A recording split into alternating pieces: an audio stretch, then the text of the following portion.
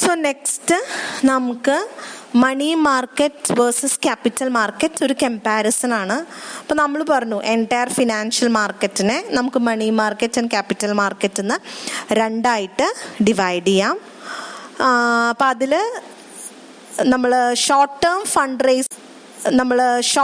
Fund റേസിങ്ങിനാണ് money market, long term fund റേസിങ്ങിനാണ് capital market organisations companies use ചെയ്യുക. അതാണ് മെയിൻ ഡിഫറൻസ്. ഇനി മണി മാർക്കറ്റിൽ ഇൻഡിവിജ്വൽ ഇൻവെസ്റ്റേഴ്സിന് ഇൻവെസ്റ്റ് ചെയ്യാനായിട്ട് പറ്റില്ല. പക്ഷെ ക്യാപിറ്റൽ മാർക്കറ്റിൽ നമ്മളെ പോലെയുള്ള സാധാരണ ഇൻവെസ്റ്റേഴ്സിന് വേണമെങ്കിലും ഇൻവെസ്റ്റ്മെൻറ്റ് നടത്താം. മണി മാർക്കറ്റ് ഇൻസ്ട്രുമെൻറ്റ്സ് എന്ന് പറയുന്നത് treasury bills, commercial paper, trade bills, deposit certificates ആണ്. ക്യാപിറ്റൽ മാർക്കറ്റ് ഇൻസ്ട്രുമെൻറ്റ്സ് എന്ന് പറയുന്നത് shares, debentures, bonds and government securities ആണ്. സോ മണി മാർക്കറ്റിൽ ഉള്ള ഇൻസ്ട്രുമെൻറ്റ്സ് നിങ്ങൾ ഇന്ത്യൻ ഫിനാൻഷ്യൽ സിസ്റ്റം എന്നുള്ള പേപ്പറിൽ നിങ്ങൾ മണി മാർക്കറ്റ് കൂടുതലായിട്ട് പഠിക്കും. ക്യാപിറ്റൽ മാർക്കറ്റിൽ ഷെയർസ്, ഡിബഞ്ചേഴ്സ്, ബോൺസ്, അതുപോലെ ഫണ്ട്സ്, എക്സ്ചേഞ്ച് ട്രേഡഡ് ഫണ്ട്സ് തുടങ്ങിയ കാര്യങ്ങളൊക്കെ നമ്മൾ ക്യാപിറ്റൽ മാർക്കറ്റിൽ കൂടുതലായിട്ട് പഠിക്കും. ആക്ച്വലി നിങ്ങളുടെ BBA ഫിനാൻസിൻ്റെ 2 സ്പെഷ്യലൈസേഷൻ ഇലക്റ്റീവ് പേപ്പറിൽ ഒന്ന് IM ക്യാപിറ്റൽ മാർക്കറ്റിനെ കുറിച്ചും 2 ഇന്ത്യൻ ഫിനാൻഷ്യൽ സിസ്റ്റം മണി മാർക്കറ്റിനെ കുറിച്ചിട്ടുമാണ്. ഇനി മണി മാർക്കറ്റ് പാർട്ടിസിപ്പൻസ് എന്ന് പറയുന്നത് reserve bank of India, commercial bank, non banking financial companies. അതായത് ഈ ട്രഷറി ബിൽസും commercial paper, trade bill, deposit certificates തുടങ്ങിയ കാര്യങ്ങൾ ഇറക്കലും വാങ്ങിക്കലും ഓതറൈസ് ചെയ്യലും അതുവഴി ഫണ്ട് റേസിങ്ങിനും ആ വക കാര്യങ്ങളൊക്കെ നിയന്ത്രിക്കും. അതിൽ ഇൻവോൾവ് ആയിട്ടുള്ള ആൾക്കാർ RBI, commercial bank and non banking financial companies ആണ്. പക്ഷെ ക്യാപിറ്റൽ മാർക്കറ്റിൽ stock brokers, under writers, mutual fund companies, financial institutions and individual investors. കണ്ടു, ഇവിടെ വരുമ്പോൾ ഇൻഡിവിജ്വൽ ഇൻവെസ്റ്റേഴ്സ് കൂടി വരും. മറ്റേ മണി മാർക്കറ്റിൽ അങ്ങനെ ഇല്ല. ഇനി സ്റ്റോക്ക് മാർക്കറ്റിൽ ഹൈ റിസ്ക് ഹൈ റിട്ടേൺ ആണ്. അവിടെ അത്യാവശ്യം ഇൻഡിവിജ്വൽ ഇൻവെസ്റ്റേഴ്സിന് നല്ല റിസ്ക് എടുത്താൽ അതിനനുസരിച്ച് റിട്ടേൺ കിട്ടും. പക്ഷേ മണി മാർക്കറ്റ് ആക്ച്വലി നമ്മൾക്ക് ഇൻവെസ്റ്റ് ചെയ്യാനുള്ള ഓപ്ഷൻ ഇല്ലെങ്കിലും ഷോർട്ട് ടേം ആയിട്ട് കമ്പനീസിന് സെക്യൂർ ആയിട്ട് ഫണ്ട് റേസ് ചെയ്യാനുള്ള ഒരു മെത്തേഡ്. ഇനി മണി മാർക്കറ്റിൽ ട്രാൻസാക്ഷൻസ് ഫോണും ഇലക്ട്രോണിക് സിസ്റ്റംസും വഴിയാണ്. ക്യാപിറ്റൽ മാർക്കറ്റിങ്ങിൽ ഇത്തരം സംവിധാനങ്ങൾ നിയന്ത്രിക്കുന്നത് സ്റ്റോക്ക് എക്സ്ചേഞ്ച് ആണ്. മണി മാർക്കറ്റിനെ റെഗുലേറ്റ് ചെയ്യുന്നത് റിസർവ് ബാങ്ക് ആണ്. ക്യാപിറ്റൽ മാർക്കറ്റിനെ റെഗുലേറ്റ് ചെയ്യുന്നത് security exchange board of India ആണ്. സോ നമ്മൾ ഇങ്ങനെയാണ് മനസ്സിലാക്കേണ്ടത്. നമുക്കൊരു ഫിനാൻഷ്യൽ മാർക്കറ്റ് ഉണ്ട്. കമ്പനീസിനെ സംബന്ധിച്ചിടത്തോളം ഫണ്ട് റേസ് ചെയ്യാനായിട്ട് അവരുപയോഗിക്കുന്ന ഒരു പ്ലാറ്റ്ഫോമാണ് ഫിനാൻഷ്യൽ മാർക്കറ്റ്. ഈ ഫിനാൻഷ്യൽ മാർക്കറ്റിനെ it can be divided into money market and capital market. Companies short term financial requirements ഉണ്ടെങ്കിൽ അവർ മണി മാർക്കറ്റിലും, മണി മാർക്കറ്റ് ഇൻസ്ട്രുമെൻറ്റ്സ് ആയിട്ടുള്ള treasury bill, commercial paper, trade bill, deposit certificates വഴി അത്തരം short term ഫണ്ടുകൾ raise ചെയ്യുമ്പോൾ ഒരു കമ്പനിക്ക് ലോങ് ടേം ഫണ്ട് റിക്വയർമെൻറ്റ്സ് വന്നാൽ ഷെയറോ ഡിബഞ്ചറോ ബോണ്ടോ ഒക്കെ ഇഷ്യൂ ചെയ്തിട്ട് ലോങ് ടേം ഫണ്ട് റിക്വയർമെൻറ്റ്സ് അവർ സാറ്റിസ്ഫൈ ചെയ്യിക്കും. ഇനി മണി മാർക്കറ്റിൽ ഇൻഡിവിജ്വൽ ഇൻവെസ്റ്റേഴ്സിന് ഒരു ഇൻവെസ്റ്റ്മെൻറ്റ് ഓപ്ഷനായിട്ട് ഇൻവെസ്റ്റ് ചെയ്യാൻ പറ്റില്ല. ക്യാപിറ്റൽ മാർക്കറ്റ് അങ്ങനെ ഒരു ഓപ്ഷൻ കൂടി ഇൻവെസ്റ്റേഴ്സിനും കൂടി ഒരു ഓപ്ഷൻ പ്രൊവൈഡ് ചെയ്യുന്നുണ്ട്. അപ്പോൾ ഇതാണ് പൊതുവെ നിങ്ങൾ മനസ്സിലാക്കേണ്ട കാര്യങ്ങൾ. Your entire financial market is divided into money market and capital market. And what is the difference between money market and capital market? ഇതാണ് നമ്മൾ ഇൻഡെപ്ത് ആയിട്ട് അറിഞ്ഞിരിക്കേണ്ടത്. അതിൽ ക്യാപിറ്റൽ മാർക്കറ്റിലുള്ള കാര്യങ്ങളെല്ലാം നമ്മൾ. സോ നെക്സ്റ്റ് വരുന്നത് ക്യാപിറ്റൽ മാർക്കറ്റ് ഇൻസ്ട്രുമെൻറ്റ്സ് ആണ്. ആ ക്യാപിറ്റൽ മാർക്കറ്റ് ഇൻസ്ട്രുമെൻറ്റ്സിൽ ഇക്വിറ്റീസ് അല്ലെങ്കിൽ ഇക്വിറ്റി ഷെയർസ് ഉണ്ട്, പ്രിഫറൻസ് ഷെയർസ് ഉണ്ട്, ഡിബഞ്ചേഴ്സ് ഉണ്ട്, ബോൺസ് ഉണ്ട്. ഇക്വിറ്റി ഷെയർസ് തന്നെ പലതരത്തിലുണ്ട്, ഡിബഞ്ചേഴ്സ് പലതരത്തിലുണ്ട്, ബോൺസും പലതരത്തിലുണ്ട്. അപ്പോൾ നമുക്ക് ഇതാണ് കോമൺ ആയിട്ട് ക്യാപിറ്റൽ മാർക്കറ്റ് ഇൻസ്ട്രുമെൻറ്റ് വരുന്നത്. അപ്പം നമുക്കറിയാം ക്യാപിറ്റൽ മാർക്കറ്റ് എന്താണെന്ന് നമ്മൾ പറഞ്ഞു. It's a platform where companies get a chance to raise their long term fund requirements എന്ന് നമ്മൾ പറഞ്ഞു. അപ്പം എങ്ങനെ കമ്പനീസിന് long term fund requirements raise ചെയ്യാൻ പറ്റുന്നു എന്നുള്ളതാണ് നമ്മൾ ക്യാപിറ്റൽ മാർക്കറ്റ് ഇൻസ്ട്രുമെൻറ്റ്സിൽ നമ്മൾ നോക്കുന്നത്. അപ്പം നമുക്കിതിൽ എല്ലാ ഇൻസ്ട്രുമെൻറ്റ്സിനെ കുറിച്ച് പഠിക്കാനുണ്ട്. നമുക്ക് ഓരോരോ ഇൻസ്ട്രുമെൻ്റ് ആയിട്ട് നോക്കാം. സോ നമ്മൾ ക്യാപിറ്റൽ മാർക്കറ്റ് ഇൻസ്ട്രുമെൻറ്റ്സ് ആണ് നോക്കുന്നത്. അതിൽ ആദ്യത്തേതാണ് ഷെയർ തന്നെ പലതരത്തിലുണ്ട്. അപ്പോൾ അതിൽ നോക്കുന്നതിന് മുമ്പ് വാട്ട് ഇസ് ഷെയർ എന്ന് നമുക്കൊന്ന് ജനറലായിട്ട് നോക്കാം. അതായത് ഇപ്പോൾ ഒരു കമ്പനി, ആ കമ്പനീനെ സംബന്ധിച്ചിടത്തോളം അവർക്ക് ഫിനാൻസ് നോക്കാം. അതായത് ഇപ്പോൾ ഒരു കമ്പനി, ആ കമ്പനീനെ സംബന്ധിച്ചിടത്തോളം അവർക്ക് ലോങ് ടേം ഫിനാൻഷ്യൽ റിക്വയർമെൻറ്റ്സ് വരുമ്പോഴാണല്ലോ അവർ ക്യാപിറ്റൽ മാർക്കറ്റിനെ ആശ്രയിക്കുക. സോ ക്യാപിറ്റൽ മാർക്കറ്റിലുള്ളതാണ് എന്ത്? Capital market instruments. അപ്പം അതിൽ ഷെയർസ് എന്ന് പറഞ്ഞാൽ ഒരു കമ്പനിക്ക് ആവശ്യമായ എൻറ്റയർ ഷെയർ ക്യാപിറ്റൽ 1 കോടി വേണം എന്ന് വിചാരിക്കും. അപ്പം ആ എൻറ്റയർ ഷെയർ ക്യാപിറ്റലിനെ ചെറിയ ചെറിയ യൂണിറ്റ് ഓഫ് ഷെയർസ് ആയിട്ട് ഡിവൈഡ് ചെയ്യും. 10 രൂപയുടെ ഷെയർ, അങ്ങനെ 1 കോടി വേണമെങ്കിൽ 10 രൂപയുടെ ഷെയർ അല്ലെങ്കിൽ 100 രൂപയുടെ ഷെയർ, ഒരു ഷെയർ ഇഷ്യൂ ചെയ്ത് കൊടുക്കാം ഒരാൾക്ക് വേണമെങ്കിൽ. അപ്പം അങ്ങനെ എൻറ്റയർ ഷെയർ ക്യാപിറ്റലിനെ ചെറിയ ചെറിയ യൂണിറ്റ്സ് ആയിട്ട് ഡിവൈഡ് ചെയ്യുന്നതിനെയാണ് നമ്മൾ ഈ ഷെയർസ് എന്ന് പറയാം. ഒരു കൂട്ടം ഷെയറിനെ, ഇപ്പോൾ 100 രൂപയുടെ ഒരു ഷെയർ, അതൊരു ഷെയറാണ്. അതിന് പകരം 100 രൂപയുടെ ഒരു 20 ഷെയർ വാങ്ങിച്ചു എന്ന് വിചാരിക്കുക. അപ്പം അതൊരു സ്റ്റോക്ക് ആവും. ഒരു കൂട്ടം ഷെയറിനെ നമ്മൾ സ്റ്റോക്ക് എന്ന് പറയും. അപ്പോൾ ഇതാണ് ഷെയർ എന്ന് പറയുന്നത്. ഈ ഷെയറിനെയാണ് നമ്മൾ പലതരത്തിൽ ഡിഫറെൻറ്റ് ടൈപ്സിൽ വരുന്നത്. ഇക്വിറ്റി ഷെയർ അല്ലെങ്കിൽ കോമൺ സ്റ്റോക്ക് ഉണ്ട്. അതുപോലെ ഇക്വിറ്റിയിൽ തന്നെ സ്വെറ്റ് ഇക്വിറ്റി ഉണ്ട്, റൈറ്റ് ഷെയർസ് ഉണ്ട്. അപ്പോൾ ഇതൊക്കെ നമ്മൾ ഓരോന്നും നോക്കും. പക്ഷെ ഇതൊക്കെ അതുപോലെ പ്രിഫറൻസ് ഷെയർസ് ഉണ്ട്. അപ്പോൾ ഇതൊക്കെ ഷെയറിൻ്റെ പല തരത്തിലാണ്. അപ്പോൾ ബേസിക്കലി ഷെയർ എന്ന് പറയുന്നത് എൻറ്റയർ ഷെയർ ക്യാപിറ്റലിനെ ചെറിയ യൂണിറ്റ്സ് ആയിട്ട് ഡിവൈഡ് ചെയ്യുന്നതിൽ ഒരു യൂണിറ്റിനെയാണ് ഷെയർ എന്ന് പറയാം.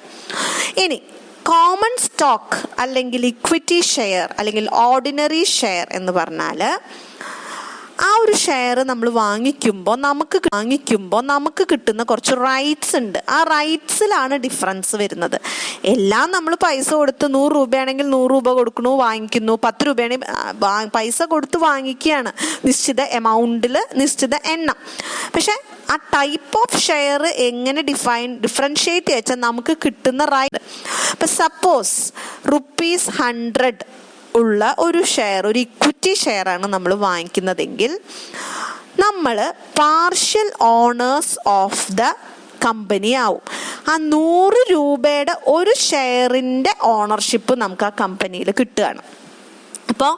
അപ്പോൾ ഇക്വിറ്റി ഷെയർസ് വാങ്ങിക്കുന്ന ആൾക്കാർ നമ്മൾ പാർഷ്യൽ ഓണേഴ്സ് എന്നാണ് പറയുക. ഇനി രണ്ടാമത്തത് എന്ന് പറയുന്നത് ഇക്വിറ്റി ഷെയർസിന് you do not get a fixed rate of dividend. എന്ന് വെച്ചാൽ ഒരു സംബന്ധിച്ചിടത്തോളം ഇൻവെസ്റ്റർ എന്തിനാ ഇൻവെസ്റ്റ് ചെയ്യുന്നത്? കമ്പനിക്ക് ക്യാപിറ്റൽ ഉണ്ടാക്കി കൊടുക്കുക എന്നുള്ളതല്ല ഇൻവെസ്റ്ററിൻ്റെ ഉദ്ദേശം. നമ്മളുടെ ഉദ്ദേശം എന്താ? നമുക്കിതൊരു ഇൻവെസ്റ്റ്മെന്റ് മെത്തേഡാണ്. നമ്മൾക്ക് അധികമുള്ള കാശാണ് നമ്മൾ ഷെയറിൽ കൊണ്ട് ഇൻവെസ്റ്റ് ചെയ്തത്. സോ നമുക്ക് അതിന് ലാഭം കിട്ടണം. അപ്പം ആ ലാഭം കിട്ടുന്നത് ഡിവിഡൻഡിൻ്റെ രൂപത്തിലാണ്. അപ്പം അങ്ങനെയുള്ളൊരു ഫിക്സഡ് റേറ്റ് ഓഫ് ഡിവിഡൻഡ് നമുക്ക് ഇക്വിറ്റി ഷെയറിൽ കിട്ടില്ല. മറിച്ച് നമുക്ക് കിട്ടുന്നത് ഓണർഷിപ്പ് റൈറ്റ് ആണ്, അവകാശമാണ് കിട്ടുന്നത്. ഫിക്സഡ് റേറ്റ് ഓഫ് ഡിവിഡൻഡ് കിട്ടില്ല വെച്ചിട്ട് പൈസയായിട്ട് കിട്ടില്ല, ഓണർഷിപ്പ് മാത്രമേ കിട്ടൂ എന്നല്ല ഉദ്ദേശിക്കുന്നത്. ഷെയർസ് എന്ന് പറഞ്ഞൊരു ഷെയർസ് നമ്മൾ പഠിക്കും. ആ പ്രിഫറൻസ് ഷെയർ ഹോൾഡേഴ്സിന് അവർക്കാണ് ഒരു ഫിക്സഡ് ഡിവിഡൻഡ് കിട്ടാനുള്ള റൈറ്റ്. ഒരു കമ്പനി ലാഭം ഉണ്ടാക്കി കഴിയുമ്പോഴേ ഈ ഡിവിഡൻഡ് കൊടുക്കാൻ പറ്റുള്ളൂ. അപ്പം അങ്ങനെ ലാഭം ഉണ്ടാക്കി കഴിയുമ്പോൾ ആദ്യത്തെ പങ്ക് ഓഫ് ഡിവിഡൻഡ് പോകുക പ്രിഫറൻസ് ഷെയർ ഹോൾഡേഴ്സിന്. അത് കഴിഞ്ഞിട്ട് ബാക്കിയുള്ളതേ ഇക്വിറ്റി ഷെയർ ഹോൾഡേഴ്സിന് കിട്ടുള്ളൂ. അതുകൊണ്ടാണ് ഇക്വിറ്റി ഷെയർ ഹോൾഡേഴ്സിന് ഫിക്സഡ് റേറ്റ് ഓഫ് ഡിവിഡൻഡ് ഇല്ല എന്ന് പറയണത്. ഇതിൽ റിസ്ക് ആണ് ശരിക്കും ഇക്വിറ്റി ഷെയർ ഹോൾഡേഴ്സ് എടുക്കണതെങ്കിലും അതനുസരിച്ച് റിട്ടേൺ കിട്ടും. കാരണം എന്താ വെച്ചാൽ ഒരു കമ്പനി നല്ല ലാഭമുള്ളൊരു കമ്പനി ആണെങ്കിൽ അതിൻ്റെ ഇക്വിറ്റി ഷെയർ എടുക്കുക ലാഭം. കാരണം എന്താ വെച്ചാൽ നല്ല ലാഭമുള്ളൊരു കമ്പനിയാണ്, തീർച്ചയായിട്ടും അവർക്ക് നല്ല പ്രോഫിറ്റ് ഉണ്ടാവും. ഈ പ്രോഫിറ്റിന് നിശ്ചിതമായൊരു പെർസെൻറ്റേജ് മാത്രമേ ആർക്ക് പോവുള്ളൂ? പ്രിഫറൻസ് ഷെയർ ഹോൾഡേഴ്സിന് പോവുള്ളൂ. ബാക്കിയുള്ളത് കംപ്ലീറ്റ് ഇക്വിറ്റി ഷെയർ ഹോൾഡേഴ്സിന് തന്നെയാണ് അവകാശപ്പെട്ടത്. സോ നേരെ മറിച്ച് കമ്പനിക്ക് അത്ര ലാഭം ഇല്ലാത്തൊരവസ്ഥ വന്നാലും പണി ഇക്വിറ്റി ഷെയർ ഹോൾഡേഴ്സിനാ. കാരണം എന്താ, നിശ്ചിത എമൗണ്ട് പ്രോഫിറ്റ് ഡിവിഡൻഡ് ആയിട്ട് പ്രിഫറൻസ് ഷെയർ ഹോൾഡേഴ്സിന് കൊടുക്കണം, അത് നിർബന്ധമാണ്. ബാക്കി കഴിഞ്ഞിട്ട് ബാക്കി വല്ലതും ഉണ്ടാവണമല്ലോ. അപ്പം നല്ല ലാഭം ഉണ്ടെങ്കിലല്ലേ ബാക്കി എന്തെങ്കിലും ഉണ്ടാവുള്ളൂ. അപ്പം അതാണ് ഒരു ഇക്വിറ്റി ഷെയർ ഹോൾഡറിനുള്ളൊരു റിസ്ക്കും അത് തന്നെയാണ് അവരുടെ റിട്ടേണിൻ്റെ അട്രാക്ഷനും. പിന്നെ ഒരു ഗുണം എന്ന് പറഞ്ഞാൽ equity shareholders partial owners ആയതുകൊണ്ട് തന്നെ അവർക്ക് വോട്ടിംഗ് റൈറ്റ് ഉണ്ട്. നമുക്കറിയാം, ഒരു ജോയിൻറ്റ് സ്റ്റോക്ക് കമ്പനീനെ നിയന്ത്രിക്കുന്നത് ബോർഡ് ഓഫ് ഡയറക്ടേഴ്സ് ആണ്. ഈ ബോർഡ് ഓഫ് ഡയറക്ടേഴ്സ് ആരാവണം എന്ന് തീരുമാനിക്കാനുള്ള ഒരു റൈറ്റ് ഇക്വിറ്റി ഷെയർ ഹോൾഡേഴ്സിനുണ്ട്. ഒരു ഷെയർ ഉണ്ടെങ്കിൽ ഒരു വോട്ട് അങ്ങനെയാണ്. അപ്പം അതാണ് ബോർഡ് ഓഫ് ഡയറക്ടേഴ്സ്. അവരാണ് ഡിസിഷൻ എടുക്കുന്നത്, അവരാണ് കമ്പനീനെ മുമ്പിലേക്ക് കൊണ്ടുപോകുന്നത്. So they are the people who are dealing the company. അപ്പം അവരാരാവണം എന്ന് തീരുമാനിക്കാനുള്ളൊരു അവകാശം കൂടി, വോട്ടിംഗ് റൈറ്റ് കൂടി ഇക്വിറ്റി ഷെയർ ഹോൾഡേഴ്സിന് കിട്ടും.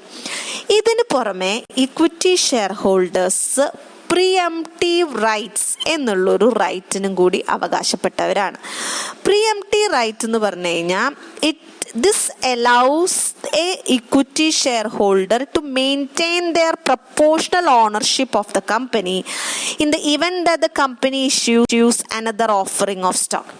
എന്ന് വെച്ചാൽ കമ്പനി, നമുക്കറിയാം അവർക്ക് ക്യാപിറ്റൽ ആവശ്യമുള്ളപ്പോഴൊക്കെ അവർക്ക് ഒരു ഷെയർ ഇഷ്യൂ ചെയ്യാം. അപ്പോൾ ഒരു ഇക്വിറ്റി ഷെയർ ഹോൾഡറാണ് നമ്മളൊരു കമ്പനിയുടെ.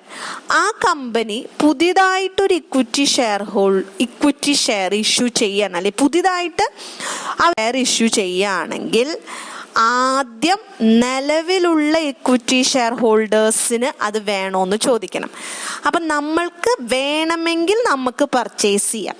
We don't have the obligation, നിർബന്ധമായിട്ടും പർച്ചേസ് ചെയ്യണമെന്നില്ല. പക്ഷെ നമുക്ക് ആവശ്യമുണ്ടെങ്കിൽ നമുക്ക് പർച്ചേസ് ചെയ്യാം. എന്നിട്ട് അതിൻ്റെ ബാക്കി മാത്രമേ പുതിയ ഇക്വിറ്റി ഷെയർ ഹോൾഡേഴ്സ്, പുതിയ ആൾക്കാരിലേക്ക് പോവുള്ളൂ. സോ ഈ ഒരു റൈറ്റിനെയാണ് പ്രീഎംപ്റ്റീവ് റൈറ്റ്സ് എന്ന് പറയാം. അപ്പം നല്ല ലാഭമുള്ള ഒരു കമ്പനിയാണ്, ആ കമ്പനി പുതിയതായിട്ട് ഷെയർ ഇഷ്യൂ ചെയ്യാൻ പോവുകയാണെങ്കിൽ ഇഷ്ടം പോലെ പുതിയ ആൾക്കാരുണ്ടാവും ഇക്വിറ്റി ഷെയർസ് വാങ്ങിക്കാൻ. അപ്പോൾ പുറത്തുനിന്നുള്ള പുതിയ ഷെയർ ഹോൾഡേഴ്സ് ഒത്തിരി ഷെയർ വാങ്ങിച്ചാൽ നമ്മുടെ ഓണർഷിപ്പ് അവിടെ ഡൈല്യൂട്ട് ആവും. അങ്ങനെ ഒരു പ്രശ്നം വരാതിരിക്കാൻ എക്സിസ്റ്റിംഗ് ഇക്വിറ്റി ഷെയർ ഹോൾഡേഴ്സിന് എന്തുണ്ട്, പ്രീഎംപ്റ്റീവ് റൈറ്റ് ഉണ്ട്. കാരണം അവർക്ക് ഈ ഷെയർ വേണ്ട എന്നുണ്ടെങ്കിൽ മാത്രമേ എന്ത് ചെയ്യുള്ളൂ, പുറമെ ഉള്ള ഒരാൾക്ക് അല്ലെങ്കിൽ ഫ്രഷ് ആയിട്ട് പുതിയൊരു ഇത് നടക്കുള്ളൂ. അവരിൽ വീതിച്ചെടുക്കാൻ പറ്റുവാണെങ്കിൽ പ്രശ്നമില്ല. സോ ഈ ഒരു റൈറ്റിനെയാണ് നമ്മൾ ഇക്വിറ്റി പ്രീഎംപ്റ്റീവ് റൈറ്റ് പറയണേ. പിന്നെ ഒരു കാര്യമുണ്ട്, നമുക്ക് ആദ്യം 10 ഷെയർ ഉള്ളുവെങ്കിൽ അതിന് പ്രപ്പോർഷനേറ്റ് ആയിട്ടേ നമുക്ക് വാങ്ങിക്കാൻ പറ്റുള്ളൂ. ആദ്യം 10 ഷെയർ ഉണ്ടായിരുന്നുള്ളൂ, ഇപ്പം നമുക്ക് നല്ല കാശുണ്ട്, അപ്പോൾ ഒരു 2000 വാങ്ങിക്കാം. പ്രീഎംപ്റ്റീവിൻ്റെ റൈറ്റും ഉണ്ട്. അപ്പം ഞാനൊരു 2000 ഷെയർ വാങ്ങിച്ച കമ്പനീനെ മൊത്തമായിട്ട് ഞാൻ തന്നെ വാങ്ങിക്കാമെന്ന് വെച്ചാൽ നടക്കില്ല. നമുക്ക് ആദ്യം 10 ഷെയറിൻ്റെ ഒരു ഇതേ ഉള്ളൂവെങ്കിൽ അതിന് പ്രപ്പോർഷനേറ്റ് ആയിട്ട് മാത്രമേ പുതിയ ഷെയർ നമുക്ക് ഇഷ്യൂ ചെയ്ത് തരുള്ളൂ. വേണമെങ്കിൽ മാത്രം, നിർബന്ധമില്ല. You don't have, it's your right, it's not your obligation. പക്ഷേ ഇങ്ങനെയുള്ള കുറേ റൈറ്റ്സും പ്രിവിലേജസും ഒക്കെ ഉണ്ടെങ്കിലും അതിൻ്റേതായിട്ടുള്ള റിസ്ക്കുമുണ്ട്. നമ്മൾ കോമൺ എന്താ പറയുക, equity shareholders true owners ആണ്. അവർക്ക് കമ്പനിയുടെ ഓണർഷിപ്പിലൊരു പങ്കുണ്ട്. ഡിസിഷൻ മേക്ക് ചെയ്യാം, ബോർഡ് ഓഫ് ഡയറക്ടേഴ്സിനെ ഗൈഡ് ചെയ്യാം. ഇതൊക്കെ ഉണ്ടെങ്കിൽ പോലും കമ്പനിക്ക് ഇതൊക്കെ ലാഭമാണെങ്കിൽ ഇത് ഓൾ ഗോസ് വെൽ. നമുക്ക് ഡിവിഡൻഡ് കിട്ടിയില്ലെങ്കിലും ഡിവിഡൻഡിലും കൂടുതൽ കാശ് കിട്ടും. You are being part of a കമ്പനിയുടെ ഒരു ഓണർഷിപ്പിൽ പങ്കുണ്ട്. അങ്ങനെയുള്ള അട്രാക്ഷൻസ് ഒക്കെ ഉണ്ടെങ്കിലും കമ്പനി നഷ്ടത്തിലേക്ക് പോയാൽ ഏറ്റവും പ്രശ്നം വരെ നമുക്കായിരിക്കും. ഇപ്പം ഡിബഞ്ചർ ഹോൾഡേഴ്സ് ഉണ്ട്, അവർക്ക് പലിശയാണ് കൊടുക്കുന്നത്. അത് കമ്പനിക്ക് ലാഭം ഉണ്ടായാലും നഷ്ടം ഉണ്ടായാലും കൊടുക്കണം. അപ്പം കമ്പനി നഷ്ടത്തിലേക്ക് പോകുമ്പോൾ ആദ്യം ഡിബഞ്ചർ ഹോൾഡേഴ്സിൻ്റെ ക്യാപിറ്റലാണ് സെറ്റിൽ ചെയ്യേണ്ടി വരിക. രണ്ടാമത് പ്രിഫറൻഷ്യൽ ഷെയർ ഹോൾഡേഴ്സ്, അവർക്ക് പ്രിഫറൻഷ്യൽ റൈറ്റ് ഉണ്ട്. സോ ലാഭം ഉണ്ടാവണം അവർക്ക് ഡിവിഡൻഡ് കൊടുക്കണം. ലാഭം ഉണ്ടായാലും നഷ്ടമായാലും പലിശ ഡിബഞ്ചർ ഹോൾഡേഴ്സിന് പലിശയും കൊടുക്കണം. ഇതെല്ലാം കഴിഞ്ഞിട്ട് കമ്പനി അടച്ചു പൂട്ടാറായി നഷ്ടമായിട്ടെങ്കിൽ ഇവർക്ക് കൊടുക്കാനുള്ളതൊക്കെ കൊടുത്തു തീർത്ത് എന്തെങ്കിലും ബാക്കി ഉണ്ടെങ്കിൽ മാത്രമേ ആർക്ക് കിട്ടുള്ളൂ? Equity share holder. അത് അവരെ സംബന്ധിച്ചിടത്തോളം ഒരു വലിയ റിസ്ക് ആണ്. കമ്പനി ലാഭമാണോ നഷ്ടത്തിലേക്കാണോ എന്ന് നമുക്ക് അറിയില്ലല്ലോ. ബിസിനസ്സാണ്. സോ ഇക്വിറ്റി ഷെയർ ഹോൾഡേഴ്സ് ആണ് ശരിക്ക്